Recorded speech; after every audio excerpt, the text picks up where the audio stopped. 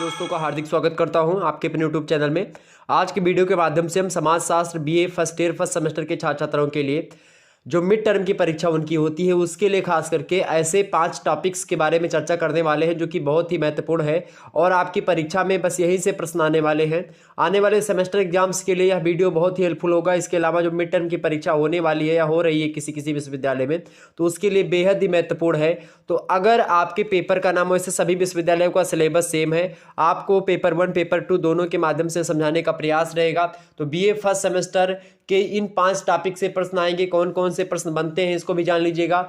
6 प्रश्न आपकी परीक्षा में पूछे जाते हैं, उनमें से 3 प्रश्न आपको करने होते हैं और आपका 15 नंबर का पेपर होता है। ठीक है, ये बात आप ध्यान रखिएगा। इसी प्रकार से आपका सेमेस्टर टाइप के जो मिड टर्म सेमेस्टर होता है यानी मिड टर्म परीक्षा होती है वो, ठीक है, यानी तिमाही परीक्षा जिसको आप बोल सकते हो। ठीक, तो वो परीक्षा के में ऐसे ऐसे प्रश्न आते हैं। तो इससे पहले हमने और सब्जेक्ट के एक प्रकार से टॉपिक्स के बारे में चर्चा कर दी है जो कि आपको बहुत हेल्पफुल लगा और आप लोगों ने कमेंट किया कि सर जी और भी ऐसी वीडियो हमको दीजिए। तो इसीलिए मैंने सोचा कि आपको हर एक सब्जेक्ट की इस प्रकार से वीडियो दे दी जाए ताकि आप आसानी से अपनी तैयारी को धार दे सके और अच्छे तरीके से अच्छे अंक प्राप्त कर सके, अच्छी जो है रणनीति के साथ अपनी परीक्षा को दे सके।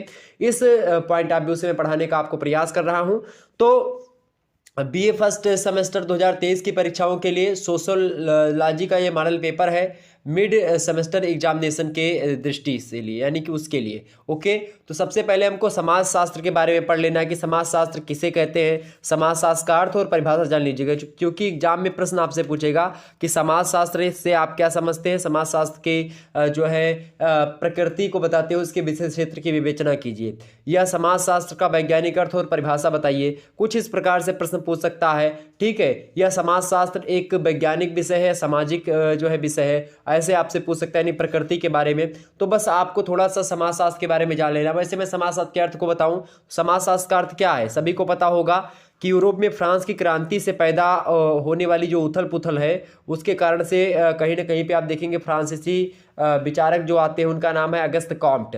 अगस्त कॉम्ट ने ही समाज का व्यवस्थित अध्ययन करने के लिए एक नए विज्ञान पर विकास मतलब उसके विकास पर बल दिया, खास करके जिसका नाम हम लोग जो है क्या जानते हैं सोशियोलॉजी के नाम से। उससे पहले उसको सामाजिक भौतिकी कहा जाता था समाजशास्त्र को, लेकिन जब से अगस्त कॉम्ट ने इसको सोशियोलॉजी नाम से संबोधित किया और यहीं से इसका नाम समाजशास्त्र यानी सोशियोलॉजी प्रारंभ हो जाता है। इसीलिए अगस्त कॉम्ट को ही हम समाजशास्त्र का जनक मानते हैं। ठीक है, तो समाजशास्त्र मुख्य रूप से बात की है तो 2 शब्दों से मिलकर के बना है, सोशियस और लोगस। सोशियस जो शब्द है लैटिन भाषा का शब्द है और दूसरा शब्द जो लोगास है वो ग्रीक भाषा का है। सोशियस माने होता है समाज, सोशियो मतलब कि सोसाइटी। शास्त्र माने हो या एक प्रकार लोगस माने होता है शास्त्र या विज्ञान, यानी कि समाज का विज्ञान है, समाज का एक प्रकार से शास्त्र है जो समाजशास्त्र है। ठीक, तो इस प्रकार से अर्थ इसका समझ लेते हैं। इसके अलावा जे.एस. मिल ने इस नाम को अवैध कहा, सोशियोलॉजी को अवैध नाम कहा जे.एस. मिल ने। जे.एस. मिल ने कहा कि इसकी जगह पर अगर हम इथियोलॉजी शब्द का प्रयोग करते या इथोलॉजी शब्द का प्रयोग करते तो ज़्यादा बेटर रहता। ठीक है, क्योंकि इसके अंदर मानव समूहों के पारस्परिक संबंधों का अध्ययन किया जाता है, इसीलिए इसको इथोलॉजी कहना ज़्यादा बेटर होगा इस प्रकार से। लेकिन मिल के इस प्रस्ताव की खूब कटालोचना हुई।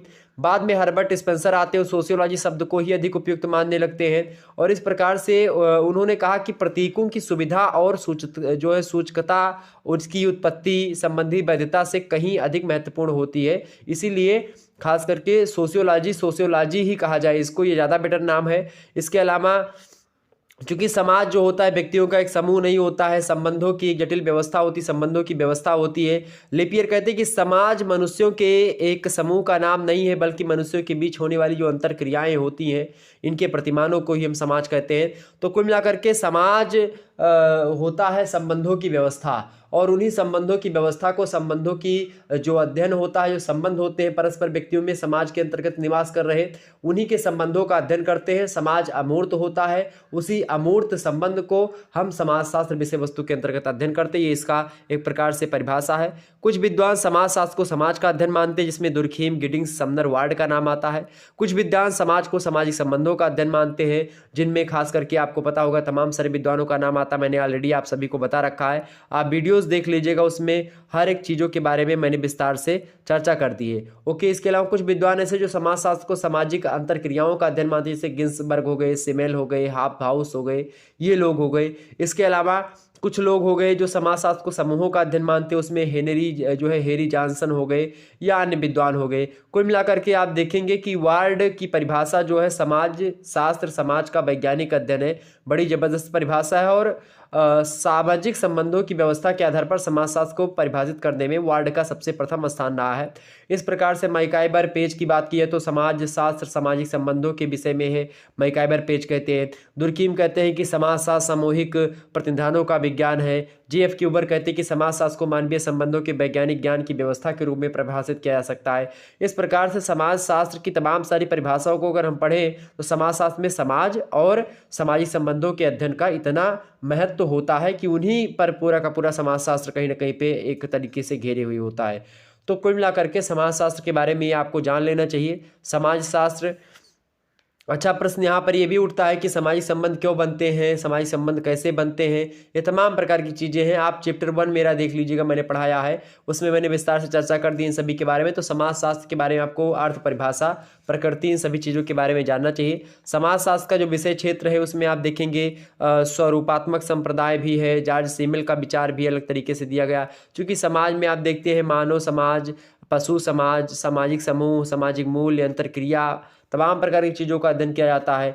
कुल मिलाकर के सामाजिक जो एक प्रकार से क्रियाएं होती हैं वो अलग अलग स्थानों पर भी होती हैं और कई प्रकार के जो है समुदाय हो, मतलब कि संप्रदाय हैं, समन्वयात्मक संप्रदाय हो गए, ठीक। तो इन सभी के अंतर्गत तमाम प्रकार की चीज़ों के बारे में हम अध्ययन करते हैं। कुल मिलाकर के समाजशास्त्र की विषय वस्तु की जो रूपरेखा है उसके अंतर्गत हम बहुत सारी चीज़ों का अध्ययन करते हैं।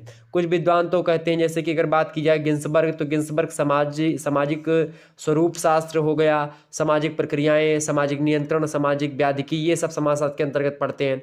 केरन्स कहते हैं कि मानवीय क्रियाएं, सामाजिक संगठन, सामाजिक नियंत्रण, सामाजिक परिवर्तन, सामाजिक संस्थाएं, सामाजिक संहिताएं, ये सब हम इसके विषय क्षेत्र के अंतर्गत पढ़ते हैं। इसके अलावा सामाजिक शास्त्र के जो मिली जुली एक प्रकार से विषय क्षेत्र के बारे में है उसमें खास करके आप देखेंगे जैसे कि समाज शास्त्रीय विश्लेषण होता है। इसमें आप देखेंगे कि मानव संस्कृति और समाज का अध्ययन होता है, समाजशास्त्रीय परिप्रेक्ष्य का और दृष्टिकोण का अध्ययन होता है, सामाजिक विज्ञानों में वैज्ञानिक जो पद्धतियाँ होती हैं उनका अध्ययन होता है। दूसरी सामाजिक जीवन की प्राथमिक इकाइयाँ जैसे कि सामाजिक क्रिया हो गई, सामाजिक संबंध हो गया, मानव व्यक्तित्व हो गया, समूह हो गया, समुदाय हो गया। अब समुदाय नगरीय भी हो सकता है, ग्रामीण समुदाय, समितियाँ, संगठन, जनसंख्या, समाज, ये सब कुछ आधारभूत संस्थाएं होती हैं समाज की, जैसे परिवार, नातेदारी, आर्थिक संस्थाएं हैं, राजनीतिक और वैधानिक संस्थाएं हैं, धार्मिक संस्थाएं हैं, कुछ शैक्षणिक हैं, कुछ वैधानिक संस्थाएं हैं, कुछ मनोरंजनात्मक संस्थाएं हैं, कुछ कल्याण संबंधी संस्थाएं हैं, कुछ कलात्मक संस्थाएं, तो कुछ अभिव्यक्तिकारी संस्थाएं हैं। तो कुल मिलाकर के आधारभूत सामाजिक संस्थाएं जिनका अध्ययन समाजशास्त्र के अंतर्गत हम करते हैं। इसके अलावा मौलिक सामाजिक प्रक्रियाएं हैं जिसका अध्ययन हम समाजशास्त्र के अंतर्गत करते हैं, जैसे कि विभेदीकरण या स्तरीकरण की प्रक्रिया हो गई, सहयोग हो गया, समायोजन हो गया, सात्मीकरण हो गया, ये सब हम पढ़ते हैं। सामाजिक संघर्ष हो गया, उसमें क्रांति, युद्ध, ये सब सम्मिलित कर सकते हैं हम। संचार हो गया, उसमें जनमत का निर्माण, परिवर्तन की सम्मिलित सब हो जाता है। समाजीकरण और सैद्धांतिकरण हो गया, सामाजिक मूल्यांकन हो गया, ठीक है, सामाजिक विचलन हो गया, उसमें अपराध और आत्महत्या हो गया, सामाजिक एकीकरण हो गया, सामाजिक नियंत्रण, सामाजिक परिवर्तन, ये सब समाजशास्त्र के अंतर्गत हम अध्ययन करते हैं। तो यानी समाजशास्त्र का जो अध्ययन है ये थोड़ा सा जटिल है, मतलब एक प्रकार से जटिल क्या है, एक प्रकार से व्यापक है। समाजशास्त्र का विषय क्षेत्र छोटा नहीं, समाजशास्त्र का विषय क्षेत्र अत्यंत व्यापक है, बड़ा है, इसमें कोई दो राय नहीं है, ठीक है। तो इस प्रकार समाजशास्त्र का विषय क्षेत्र आप लिख सकते थे। तो प्रश्न आपसे पूछ सकता है कि समाजशास्त्र की परिभाषा दीजिए, इसकी विषय वस्तु को समझाइए, तो आसानी से आप समझा सकते हैं। या प्रश्न पूछ सकता है कि समाजशास्त्र सामाजिक संबंधों का वैज्ञानिक अध्ययन विवेचना कीजिए। ऐसे प्रश्न आपसे पूछता रहता तो आप आसानी से कर पाएंगे। ओके, ये बात ध्यान रखिएगा। इसके अलावा अगर बात की जाए, अगला है आपका समाजशास्त्र का अन्य सामाजिक विज्ञान, और समाजशास्त्र की प्रकृति को लेकर के भी प्रश्न पूछा गया है। तो बहुत सारी चीज़ें मैंने प्रकृति को लेकर के भी बताया है। चूँकि विज्ञान के रूप में समाजशास्त्र की प्रकृति अगर हम समझें तो उसमें चूँकि समाजशास्त्र जो है वैज्ञानिक पद्धतियों पर आधारित है, यानी वैज्ञानिक अध्ययन पद्धतियों पर आधारित सब विषय वस्तु है, इसीलिए इसको वैज्ञानिक मानते हैं। नियमों को ज्ञात करने में सहायता होता है, विज्ञान के संबंध है चूँकि हिस्सा। इसके अलावा समाजशास्त्रीय नियम किस सीमा तक सार्वभौमिक है ये भी बताता है। इसके अलावा अनुभाविक अध्ययनों के द्वारा सिद्धांतों का निर्माण भी हो सकता है इसमें। इसके अलावा वैज्ञानिक अध्ययन के लिए अवधारणाएं उपयोगीकरण होता है, जैसे कि आप देख सकते हो एलेक्स इंकेलस ने कहा है इस बात को। इसके अलावा आप देखेंगे कुल मिलाकर के ये विषय वस्तु ऐसी है जो कि समाजशास्त्र सामाजिक एक विज्ञान इसलिए है, मतलब एक सामाजिक विज्ञान है ना कि प्राकृतिक विज्ञान। ऐसा किसने कहा है? ये रॉबर्ट बीरस्टीड कहते हैं कि समाजशास्त्र जो है एक वैज्ञानिक विज्ञान है ना कि प्राकृतिक विज्ञान है। इन्होंने कहा कि समाजशास्त्र एक वास्तविक विज्ञान है, आदर्शात्मक विज्ञान नहीं है।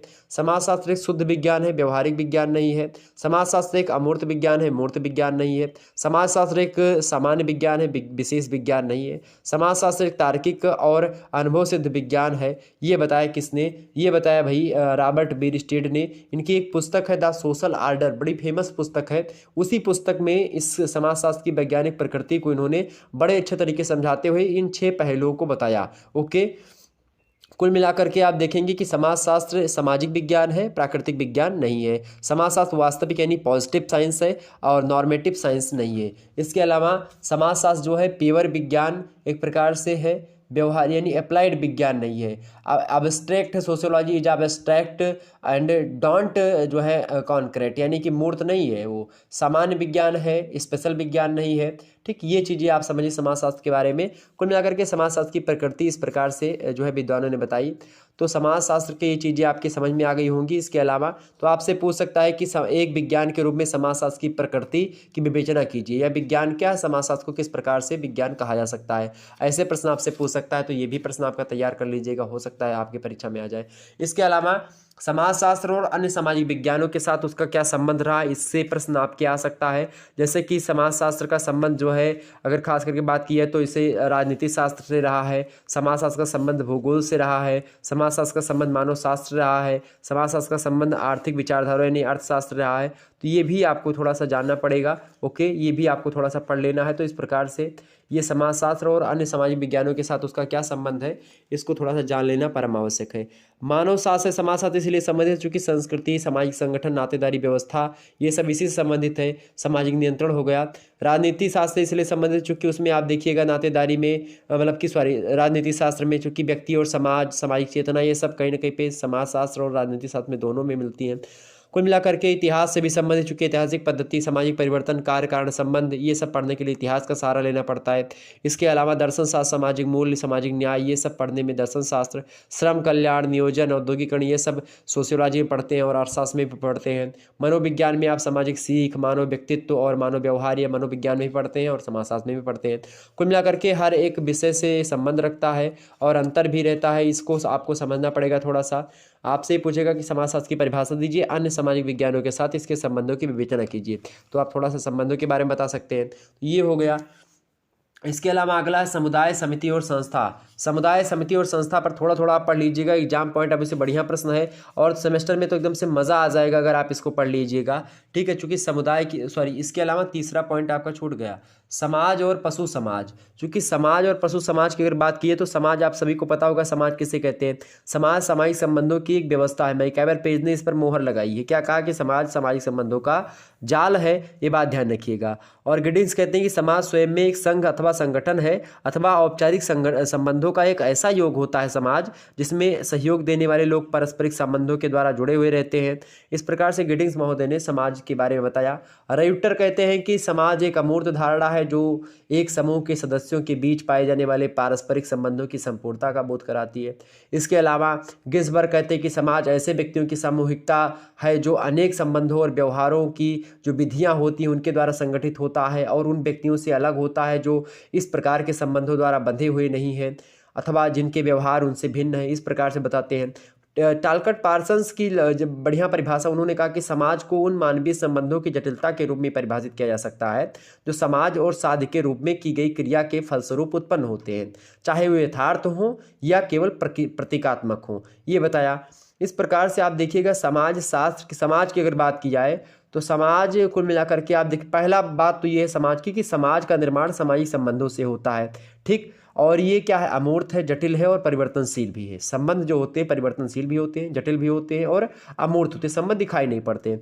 दूसरी बात यह है कि समाज का निर्माण करने वाले सामाजिक संबंध मनमाने ना होकर के बहुत से सांस्कृतिक नियमों के द्वारा क्या होते हैं, बंधे होते हैं। और यही कारण होता है कि समाजशास्त्र के जो प्रकार्यात्मक अर्थ है उसके अनुसार समाज को एक दूसरे से संबंधित इकाइयों की भूमिकाओं से जो बनने वाली संरचना है या व्यवस्था है उसके रूप में हम स्पष्ट करते हैं, उसके रूप में हम समझते हैं। ठीक, तीसरी बात यह है समाज को समझने के लिए कि समाज में व्यक्ति का महत्व केवल इसी अर्थ में होता है कि व्यक्तियों के द्वारा ही सामाजिक संबंधों की स्थापना की जा सकती है, और अगर व्यक्ति नहीं रहेंगे तो सामाजिक संबंधों की कल्पना भी नहीं हो पाएगी, और जब सामाजिक संबंधों की कल्पना नहीं हो पाएगी तो समाज कैसे बनेगा, और जब समाज ही नहीं रहेगा तो किसका अध्ययन करेगा, समाजशास्त्र। ये चीज़ है। और चौथा तत्व इसका एक प्रकार से बोल सकते हो कि समाजशास्त्र को मिलाकर के एकत्रीकरण को ही हम, यानी कि इन सभी चीज़ों को, स्वयं व्यक्तियों के एकत्रीकरण को ही समाज नहीं कहते हैं, ये तीन चीज़ें इसमें समाहित होनी चाहिए। तो चौथा पॉइंट ये आप लिख सकते हैं। तो कुल मिलाकर के ये चीज़ें थी सामाजिक संबंध के बारे में जो मैंने बताया, सामाजिकता के बारे में। अब आपके उन्हें प्रश्न उठ रहा होगा कि केवल सर जो है, अच्छा समाज में आप देखेंगे समाज की विशेषताएं, मानव समाज की और लक्षण क्या क्या। समाज सबसे पहली बात अमूर्त होता है। दूसरी बात, मैकाइबर और किंग्सले डेविस ने समाज की अवधारणा को की विशेषताओं को बताते हुए कहा था, ये सारी विशेषताएं उन लोगों ने बताई, इससे समाज अमूर्त है, पहली बात। दूसरी बात, समाज सामाजिक संबंधों का जाल है। तीसरी बात क्या कहा, तीसरी बात ये कहा कि पारस्परिक जागरूकता। चौथी बात कहा कि समाज में समानता और भिन्नता दोनों होती है। चौथी बात कहा इन लोगों ने, पांचवी बात कहा इन लोगों ने कि समाज में सहयोग भी होता है, समाज में संघर्ष भी होता है। छठवीं बात इन लोगों ने कही कि पारस्परिक निर्भरता, समाज के व्यक्ति जो होते हैं वो या एक समाज दूसरे समाज पर क्या होता है, पारस्परिक निर्भर होता है। इसके अलावा सातवीं बात, प्रतीकात्मक संचार होते हैं इसमें। आठवीं बात, समाज परिवर्तनशील होता है, हर एक जैसा समाज नहीं होता, हमेशा समय के साथ परिवर्तित होता रहता है। इसके अलावा समाज केवल मनुष्यों तक ही सीमित नहीं है, समाज आप देखेंगे, जैसे कि आप देखेंगे हाथी हो गए, नर बानर हो गए, सब दीमक हो गई, चींटी हो गई, ये सब भी एक प्रकार से पारस्परिक जागरूकता, संघर्ष, समानता, भिन्नता, इसके रूप में हम इनमें भी देख सकते हैं। यानी कि समाज कई सारे होते हैं, एक सरल समाज होता है, जटिल समाज होता है, एक आदिम समाज होता है, ठीक। तो ये कुल मिलाकर के आप देखेंगे एक पशु समाज होता है। पशु समाज के बारे में किंग्सले डेविस की एक पुस्तक है ह्यूमन सोसाइटी। ह्यूमन सोसाइटी पुस्तक में उन्होंने लिखा कि समाज केवल मनुष्यों तक ही सीमित नहीं है, चींटियों, दीमकों, मतलब कि चिड़ियों, बंदरों, इस प्रकार के जो दूसरे जीवधारी होते हैं उन सभी के समूहों में भी समाज की विशेषताएं पाई जा सकती हैं।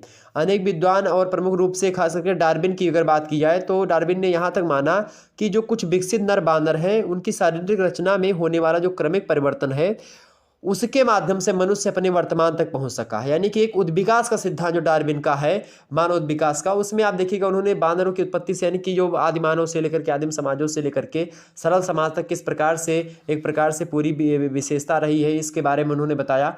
कुल मिलाकर के जो है पशु समाज भी एक समाज है, इसमें कोई दो राय नहीं है। और ख़ास करके चूंकि मानव और पशु समाज में शारीरिक अंतर ये होता है कि विकसित मस्तिष्क होता है मनुष्य का और उनका मस्तिष्क थोड़ा सा कम विकसित होता है, ठीक है। संभाषण की क्षमता मनुष्यों में ज़्यादा होती, पशुओं में कम होती है। सीधे खड़े हो सकने में क्षमता मनुष्यों की ज़्यादा होती है, पशुओं की कम होती है। हाथों का लचीलापन आप देखेंगे जो है दो हाथ प्राणी, मतलब प्रत्येक प्राणी में पाए जाते हैं, लेकिन पशुओं के दोनों हाथ पैरों के समान ही होते हैं और उनको संतुलित करने में थोड़ा सा उनको दिक्कत होती है, और हम लोगों में थोड़ा सा मतलब कोई दिक्कत नहीं होती है। और भी तमाम सारी शारीरिक भिन्नताएं हैं, चूँकि मानव शरीर पर पशुओं की अपेक्षा जो है बाल बहुत कम होता है और पशुओं के शरीर पर बाल अधिक होता है। मनुष्य की नाक की बनावट जो होती है और बाहर को निकले हुए कान, केंद्रित की जाने जा सकने वाली दृष्टि, आगे को निकला हुआ चौड़ा माथा, ये सब सभी सुविधाएं होती हैं, पशुओं को ऐसी सुविधाएं नहीं प्राप्त होती है। और कुल मिलाकर के पशुओं की दांत बड़े होते हैं, बाल बड़े होते हैं, सारी चीज़ें होती हैं, मनुष्य के कम होते हैं। इसी प्रकार से सांस्कृतिक अंतर भी है, चूँकि जब मनुष्य ज़्यादा जागरूक होता है, यौन संबंध जो होते हैं मनुष्यों में नियमबद्ध होते हैं, मतलब कि नियम के तहत होते हैं। प्रतीकात्मक अंतर होता है, बहुत सारे विशेषीकरण की प्रक्रिया हो गई। भाषा और संस्कृति मनुष्य जानते हैं, सामूहिक निर्णय मनुष्य लेते हैं, सांस्कृतिक विरासत मनुष्य को प्राप्त होती है, नैतिकता, संबंधों की जटिलता, ये सब मनुष्यों में केवल होती है, पशुओं समाजों में नहीं होती है। लेकिन फिर भी पशुओं समाज भी हो सकता है, पशु समाज भी है, लेकिन पशुओं में समाज होता है परंतु संस्कृति नहीं होती, ये बात भी ध्यान रखिएगा। पशुओं में क्या होता है, समाज तो होता है लेकिन संस्कृति नहीं होती है पशुओं में, ओके, ये बात ध्यान रखिएगा। यानी कि पशु समाज जो है उसका अध्ययन समाजशास्त्र नहीं करता है। समाजशास्त्र किसका अध्ययन करता है, केवल मनुष्य समाज का अध्ययन करता है। आपसे पूछेगा ऑब्जेक्टिव में प्रश्न कि क्या जो है मनुष्य जो है एक प्रकार से, या समाजशास्त्र समाज मतलब कि मनुष्य समाज का अध्ययन करता है, पशु समाज का अध्ययन करता है, या फिर ए और बी दोनों करता है। तो आप बताएंगे केवल पशु मतलब कि केवल मनुष्य समाज का या मानव समाज का अध्ययन करता है, समाजशास्त्र जो है सभी का अध्ययन नहीं करता है। ओके, क्लियर होगी बातें। अगला पॉइंट, तो ये पशु समाज और मनुष्य समाज के बारे में कुछ बातें हो गई। इसके अलावा समिति, समुदाय और संस्था, इन सभी के बारे में ऑलरेडी हमारे चैप्टर मतलब कि चैनल पर वीडियोस पड़ी हुई हैं, तो विस्तार से उसमें हमने हर चीज़ों को समझा रखा है, लेकिन फिर भी आप यहाँ पर देख सकते हो। चले हम, समुदाय क्या होता है? समुदाय को अंग्रेजी में कम्युनिटी, और समिति को अंग्रेजी में हम एसोसिएशन, और संस्था को अंग्रेजी में हम क्या बोलते हैं? इंस्टीट्यूशन। ओके, ये बात ध्यान रखिएगा। तो समुदाय की अगर बात की, समुदाय क्या होता है भाई? समुदाय जो होता है, अगर हम बात करेंगे तो व्यक्तियों का तुलनात्मक रूप से एक बड़ा समूह होता है जो एक निश्चित क्षेत्र में सामुदायिकता की भावना के द्वारा संगठित रहता है और अपने सदस्यों की सभी आवश्यकताओं को पूरा करता है, जीवन प्रयत्न वहीं पर बना रहता है। कुल मिलाकर के आप देखिएगा कि समुदाय सामान्य जीवन का क्षेत्र होता है और उनकी सामुदायिक भावना होती है। अकबर और निमकाप कहते हैं कि किसी सीमित क्षेत्र के अंतर्गत राजनीति मतलब सामाजिक जीवन के संपूर्ण संगठन को ही हम समुदाय कहते हैं। किंग्सले डेविस कहते हैं कि समुदाय एक ऐसा स्थानीय समूह होता है जिसके अंतर्गत सामाजिक जीवन के सभी पहलू आ जाते हैं। ये प्रश्न बहुत इंपॉर्टेंट है, एग्जाम में आता है। बोगार्ड्स कहते हैं कि समुदाय एक ऐसा सामाजिक समूह है जिसमें कुछ सीमा तक हम की भावना होती है, जो एक निश्चित क्षेत्र के में जीवन व्यतीत करता है और जीवन प्रयत्न वहीं पर रहता है। ठीक, कुल मिलाकर के समुदाय की अगर विशेषताओं की बात की तो व्यक्तियों का एक बड़ा समूह होता है, उसको हम समुदाय बोल सकते हैं। उसमें और एक निश्चित भूभाग में रहता हो, ठीक है, सामुदायिकता की भावना पाई जाती हो उसमें। इसके अलावा सामान्य जीवन व्यतीत कर रहा हो, कॉमन लाइफ जीवन व्यतीत कर रहा हो, सामान्य नियम हो, उसमें अंतर समुदाय हो, स्वतः विकास हो समुदाय का, ठीक है, एक विशिष्ट नाम होता है समुदाय का अपने अपने। तो इस प्रकार से इसके कुछ चीज़ें थी जो मैंने बता दिया।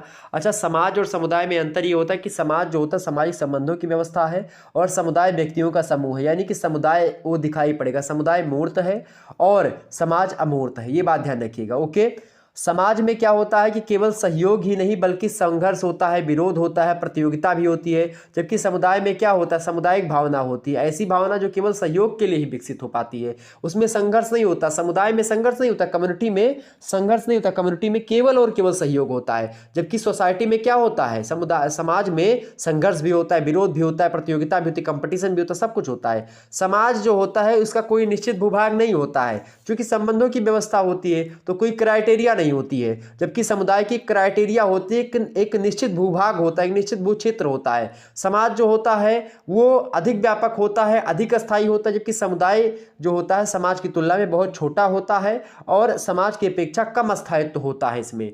इसके अलावा जो समाज होता है, एक समाज के अंतर्गत अनेक समुदाय विद्यमान हो सकते हैं, जबकि एक समुदाय का निर्माण कभी भी अनेक समाजों के मिलने से नहीं होता है। ये चीज़ आप ध्यान रखिएगा, ये थोड़ा सा अंतर था, इसके बारे में मैंने आपको बता दिया।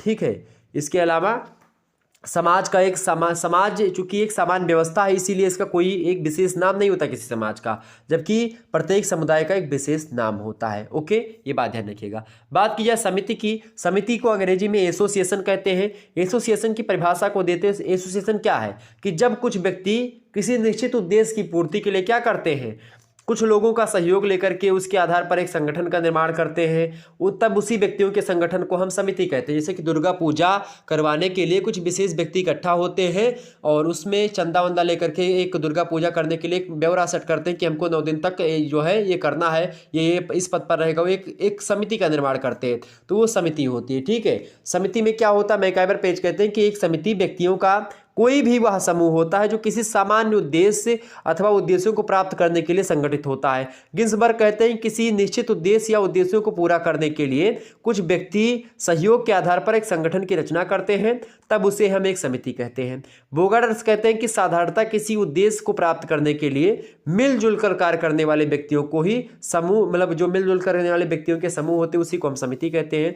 गिलिन और गिलिन कहते हैं कि समिति व्यक्तियों का ऐसा समूह होता है जो किसी कुछ निश्चित उद्देश्य या उद्देश्यों की पूर्ति के द्वारा उसको उसके लिए संगठित होता है और कुछ मान्यता प्राप्त कार्य प्रणालियों के द्वारा कार्य करता है। इस प्रकार से हम कह सकते हैं कि समिति जो होती सहयोग पर आधारित होती है और व्यक्तियों का एक संगठन होता है जो कुछ निश्चित उद्देश्यों की पूर्ति के लिए विचार पूर्वक संगठित होता है, और समितियां भंग भी हो जाती हैं, यानी कि इसमें स्थायित्व कम होता है। समिति की विशेषताओं की अगर मैं बात करूं तो समिति की विशेषताएं जैसे कि व्यक्तियों का मूर्त संगठन होता है समिति में, में एक निश्चित उद्देश्य की पूर्ति के लिए समिति बनाई जाती है। विचार पूर्वक स्थापना करते हैं लोग इसको बैठ करके। ऐच्छिक सदस्यता होती है, आप समिति के सदस्य बन सकते हैं, चाहे तो नहीं बन सकते हैं। और नियमों पर आधारित होती है समिति। अस्थायी स्वभाव होता है, यानी कभी भी समिति भंग हो सकती है। सदस्यों के बीच औपचारिक संबंध पाए जाते हैं, यानी कानूनी संबंध पाए जाते हैं, औपचारिक संबंध होते हैं।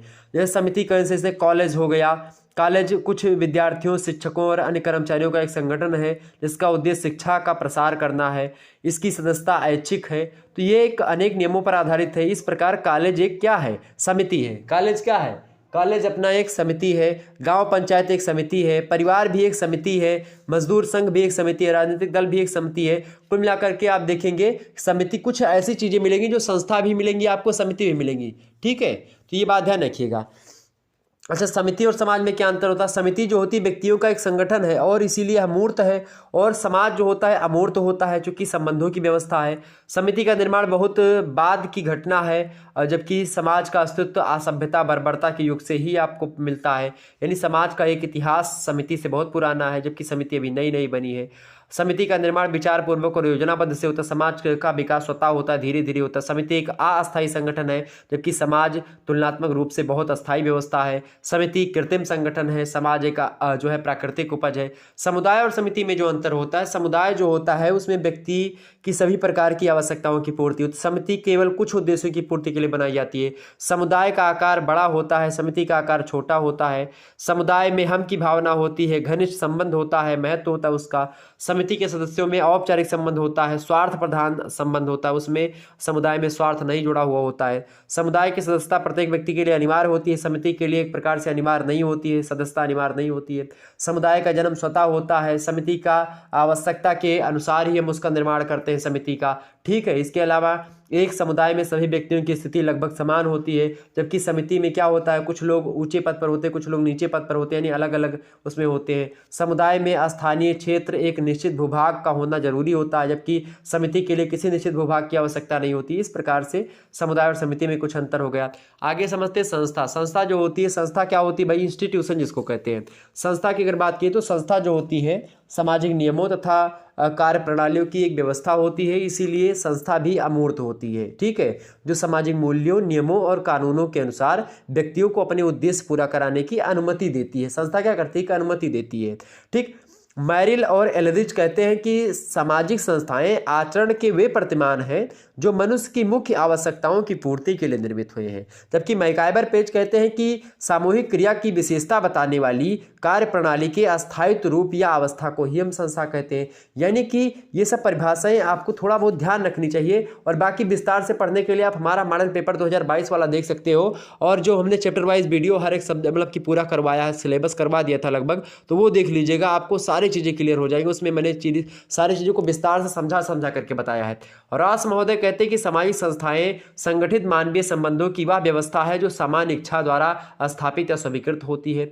गिलिन और गिलिन कहते हैं कि सामाजिक संस्था कुछ सांस्कृतिक विशेषताओं का स्पष्ट करने वाले वे नियम होते हैं जिनमें काफ़ी स्थायित्व होता है, जिनका कार्य सामाजिक आवश्यकताओं को पूरा करना होता है। यानी संस्था की अगर बात की जाए तो नियमों की एक व्यवस्था होती है संस्था, अमूर्त प्रकृति होती है, दिखाई नहीं पड़ती है संस्था, सामूहिक स्वीकृति होती है संस्था की, सुपरिभाषित उद्देश्य होता है, यानी कि परिभाषी अच्छे तरीके से इसकी होती है परिभाषा, और ये औपचारिक होता है, अस्थायित्व होता है संस्था का, संस्था बनी रहती है, और मतलब कि समुदाय और समिति की अपेक्षा संस्था अधिक अस्थायी होती है। प्रतीक होता है संस्था का, अपना एक सिंबल होता है, ठीक है, उसी सिंबल के द्वारा होता है। सामूहिक घटना होती है। तो संस्था का विकास जो होता है, समनर कहते हैं कि सबसे पहले विचार आता है, उसकी पुनरावृत्ति होती है, फिर वही विचार आदत में बदलता है, फिर सामूहिक पुनरावृत्ति होती है, फिर वही जनरीति में बदल जाती है, फिर अतीत के अनुभवों को जनरीति के साथ जोड़ा जाता है, फिर उसके बाद में प्रथाओं का निर्माण होता है, फिर समूह की स्वीकृति और कल्याण की भावना जब प्रथाओं के साथ जुड़ती है तब एक लोकाचार बनता है। जब लोकाचार में एक निश्चित संरचना लोकाचार की हम बना देते हैं तो वही संस्था का निर्माण कर देती है, और संस्था मतलब क्या होता है? एक व्यवस्था होती है। ठीक, तो इस प्रकार से जो है इन्होंने बताया समनर महोदय ने संस्था के बारे में।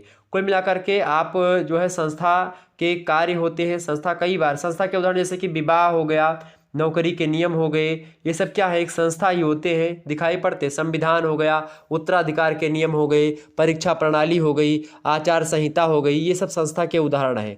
ठीक है, तो कुल मिलाकर के जैसे राजनीतिक दल हो गया, दुकान, इसके अलावा जो है जो म्यूनिसिपल कॉरपोरेशन है उसके व्यक्तियों का संगठन होने के कारण संस्था उसको हम नहीं कह सकते हैं। लेकिन विवाह की विशेषताओं को देखें तो स्पष्ट हो जाता है कि विवाह जो है नियमों का और कार्यविधियों की व्यवस्था है, इसके लिए विवाह एक संस्था है। ठीक, कुल मिलाकर के ये चीज़ें। अच्छा, समिति और संस्था में अंतर को लेकर के प्रश्न भी बनता है। तो समिति जो होती है व्यक्तियों का समूह है। अंतर क्या है? पहला अंतर कि समिति जो होती है वो व्यक्तियों का एक समूह होता है, जबकि संस्था जो होती है कार्य के ढंगों अथवा नियमों की एक व्यवस्था होती है। वीडियो को 2 से 3 बार देखेंगे तो सारी चीज़ें क्लियर हो जाएंगी, इसीलिए मैं दोहरा नहीं रहा हूँ, ताकि आप एक बार वीडियो फिर से देख लीजिएगा।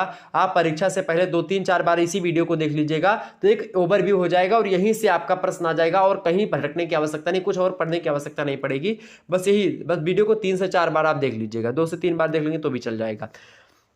समिति मूर्त होती है, आप सभी को पता है, संस्था अमूर्त होती है। समिति किसी विशेष उद्देश्य या उद्देश्यों को पूरा करने के लिए स्थापित की जाती है। संस्था जो होती धीरे धीरे विकसित होती है, इसका एकाएक निर्माण नहीं किया जा सकता संस्था का। समिति जो होती व्यक्तिगत कल्याण से अधिक संबंधित है, जबकि संस्था सामूहिक कल्याण को अधिक महत्व देती है। समिति के नियम औपचारिक होते हैं, जिसको व्यक्ति इसलिए बदलने का प्रयत्न करते हैं जिससे उसका निजी स्वार्थ पूरा हो सके, जबकि संस्था की अवहेलना करना एक असामाजिक कार्य समझा जाता है। इसीलिए इसका नियंत्रण शक्ति बहुत अधिक होती है संस्था की, ये परिवर्तन कम होता है संस्था में, समिति में अधिक मात्रा में हो जाता है। समिति अपेक्षाकृत अस्थायी होती, कभी भी भंग हो सकती है। संस्था जो होता है अपेक्षाकृत कहीं अधिक अस्थायी होता है, इसके संस्था का भी भंग हो सकता है, संस्था भंग हो सकती है, लेकिन समिति जल्दी भंग हो सकती है, संस्था बहुत बाद में भंग हो सकती है कभी कभी।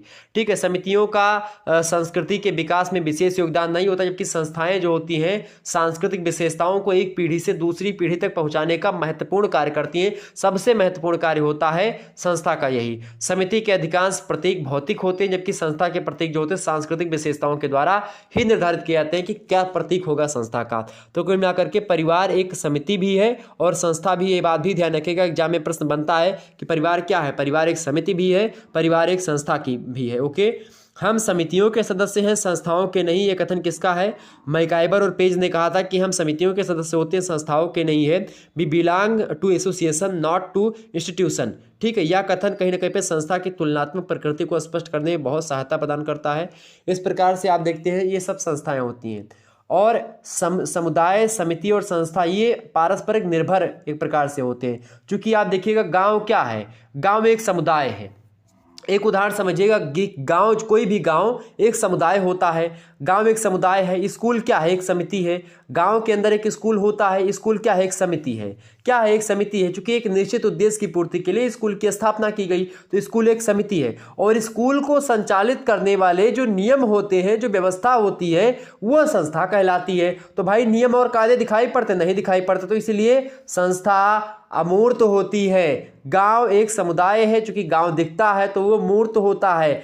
एक स्कूल जो कि एक समिति है तो मूर्त होता है। समुदाय और देखिए, समुदाय और समिति ये मूर्त होते हैं, समाज और संस्थाएं अमूर्त होती हैं। क्लियर हो गई बातें? समूह भी आपका क्या होता है? एक मूर्त होता है। ओके, क्लियर हो गई बातें? तो समुदाय जो होता है पारस्परिक निर्भर, चूंकि गांव का बच्चा स्कूल में पढ़ता है और स्कूल के नियमों को फॉलो करता है, तो आप समझिए एक गांव जो है एक समुदाय है और स्कूल जो उसके अंदर बना है वो समिति है, और जो स्कूल चलाने का जो नियम कायदा है वो क्या है? वो संस्था है। तो समिति, संस्था और समुदाय आपके क्लियर हो गई, चीज़ें समझ में आ गई बातें? तो ये तीनों को बड़े अच्छे तरीके से हमने आपको समझा दिया। समुदाय क्या है? समुदाय एक गांव है, समिति एक स्कूल है, और संस्था जो स्कूल का नियम कायदा है वो है। तो यानी तीनों पारस्परिक संबंध रखते हैं आपस में। ठीक, और इनसे समाज का निर्माण होता है, अच्छे तरीके से सामाजिक संबंधों का निर्माण होता है। अगला टॉपिक, बस यहीं से आपका प्रश्न फंस जाना, लेकिन फिर भी मैंने सोचा कि आपको और चीजें बता दी, जैसे कि परिवार। परिवार चैप्टर भी आपका बहुत महत्वपूर्ण है। परिवार किसे कहते हैं आप सभी को पता होगा। परिवार क्या होता है? परिवार आप सभी को पता होगा परिवार के बारे में। परिवार जो होता है वो क्या होता है भाई? मैकाइबर पेज कहते हैं कि परिवार उस समूह का नाम है जो यौन संबंधों पर आधारित होता है, इतना छोटा एवं शक्तिशाली होता है, जो संतान के जन्म और पालन पोषण की व्यवस्था करता है, वो होता है परिवार। ठीक है, परिवार में आप देखते हैं माता पिता होते हैं, भाई बहन होते हैं, पुत्र होता है, पुत्रियां होते हैं, जीवन साथी होता है, ये होता है परिवार। ओके, जिसबर्ट कहते हैं, सॉरी अकबर निमकाप कहते हैं कि जो है उनकी परिवार बच्चों अथवा बिना बच्चों वाले पति पत्नी अथवा किसी पुरुष और स्त्री में से एक के साथ रहने वाले बच्चों की लगभग एक अस्थायी समिति होती है, उसी को कहते हैं। और अकबर निमकाब की एक पुस्तक है द फैमिली, उसमें उन्होंने निमकाब ने स्वीकार किया कि परिवार के लिए माता पिता के साथ उनके बच्चों का होना भी जरूरी होता है, ये बताया। जिसबर्ट कहते हैं कि परिवार का अर्थ सामान्यतः ऐसे स्त्री और पुरुष से होता है जो एक या एक से अधिक बच्चों से अस्थायी रूप से संबंधित होते हैं, ये बताते हैं। अकबर के समान जिसबर्ट ने भी परिवार को इसके जो है सीमित आकार के आधार पर ही स्पष्ट किया है। इसके अलावा किंग्सले डेविस कहते हैं कि परिवार ऐसे व्यक्तियों का समूह होता है जिनके एक दूसरे के प्रति संबंध विवाह नया जो है समरसता पर आधारित होते हैं, जो इस मतलब कि एक दूसरे के नातेदार होते हैं, वो भी परिवार बोल सकते हैं। ठीक इस प्रकार से लोगों ने परिवार की परिभाषा दी। परिवार की विशेषताओं की अगर बात की तो परिवार में सार्वभौमिकता होती है, भावात्मक आधार होता है परिवार का, उसी से लोग एक दूसरे से जुड़े हुए होते हैं लोग। रचनात्मक प्रभाव होता है परिवार में, यानी परिवार के सभी सदस्य अपने व्यवहार के द्वारा एक दूसरे को रचनात्मक रूप से प्रभावित करते हैं। छोटा आकार होता है परिवार का, सदस्यों के असीमित उत्तरदायित्व होते हैं। परिवार के किसी भी सदस्य के दायित्वों की कोई निश्चित सीमा नहीं होती है, असीमित उत्तरदायित्व होता है। अपनी क्षमता और कुशलता के अनुसार वे सभी लोग कार्य किया करते हैं, एक दूसरे के मतलब कि जो एक दूसरे सभी सदस्यों के लिए उपयोगी होते हैं वो कार्य किया करते हैं। परंपराओं की प्रधानता होती है परिवार में, आप सभी को पता होगा, वंश, नाम, उत्तराधिकार, धार्मिक विधि विधान, ये परिवार के द्वारा ही उनको पता चलता है। सामाजिक ढांचे में केंद्रीय स्थिति होती है, आपको पता होगा। ठीक है, परिवार में कोई एक मुखिया होता है। परिवार की अस्थायी और अस्थायी प्रकृति भी होती है। परिवार एक समिति भी होती है, संस्था भी होती है, बात भी ध्यान रखिएगा। परिवार कई प्रकार का होता है, एक तो संगठन और आकार के आधार पर एकाकी परिवार हो गया, संयुक्त परिवार हो गया, विस्तृत परिवार, ये हो गया संगठन और आकार के हिसाब से परिवार। एक होता है सत्ता और निवास और वंश नाम के आधार पर परिवार। ठीक है, जैसे एक होता है मातृसत्तात्मक परिवार, यानी कि और एक होता है पितृसत्तात्मक परिवार। माता प्रधान है, मतलब कि जो है महिला प्रधान है, महिला मुखिया है घर की, तो मातृसत्तात्मक परिवार। पिता प्रधान तो पितृसत्तात्मक प्रधान। इसके अलावा आप देखें एक विवाह के आधार पर परिवार होता है। ठीक, जैसे कि एक विवाही परिवार, बहुविवाही मतलब बहुपत्नी विवाही परिवार, बहुपद विवाही परिवार, ये सब परिवार होता है। और इसमें बहुपद विवाही परिवार में भी दो प्रकार के, एक तो भ्रातृक बहुपद विवाही परिवार है, एक अभ्रातृक बहुपद विवाही परिवार, ये सब होते हैं। तो परिवार के बारे में मैंने प्रकार भी बता दिया। परिवार के कई सारे कार्य और महत्व भी होते हैं। परिवार की अगर बात की जाए तो आप देखिएगा बीर स्टीड महोदय इसके 10 प्रमुख कार्यों का बताते हैं परिवार का। सबसे पहले परिवार का कार्य होता है कि बच्चों को जन्म देना।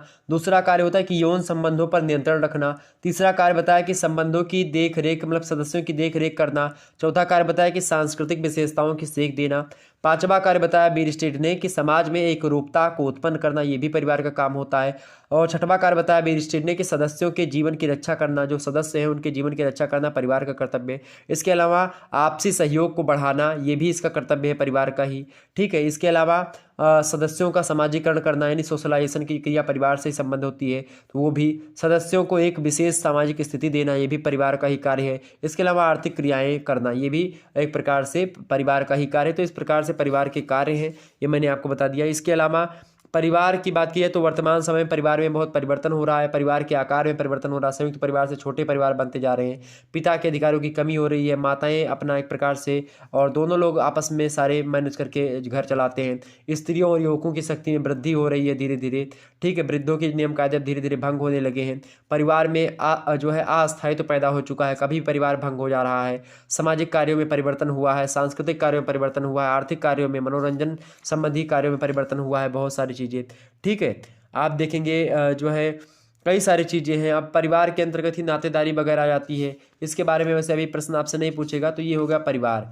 और अगला आता है आपका विवाह। विवाह चैप्टर तो आप सभी को पता होगा भाई, विवाह के बारे में तो आप सभी लोग जानते होंगे। विवाह भी मैंने पढ़ा रखा है, ये सब चैप्टर मैंने पढ़ा दिया ऑलरेडी, तो वो भी आप समझ लीजिएगा।